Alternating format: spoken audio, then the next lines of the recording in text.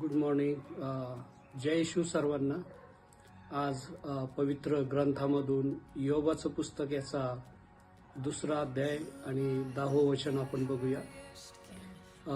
योब आपल्या पत्नीला या ठिकाणी म्हणतो की परमेश्वराकडून सुखच घ्यायचं का, दुःख घेऊ नये काय.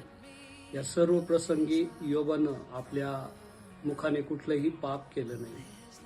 प्रियानो, योबाच्या जीवनामध्ये दुःखाची परिस्थिती आली तरीही त्यांनी देवाला दोष दिला नाही किंवा अपमान त्याला वाटला नाही. सुखाच्या परिस्थितीमध्ये देखील त्यांनी अभिमान बाळगला नाही. चालणारे पाय बघा, पुढच्या पायाला कधीही अभिमान वाटत नाही आणि मागच्या पायाला देखील कधी अपमान वाटत नाही, कारण त्यांना माहिती असतं की हे क्षणात बदलणारं आहे. जर आम्ही प्रभूवर विश्वास ठेवतो तर आमच्याही जीवनामध्ये क्षणामध्ये बदल होतील. आम्ही विश्वासामध्ये टिकून राहूया. देवबाप या वचनाकरवी आपणास आशीर्वाद देव.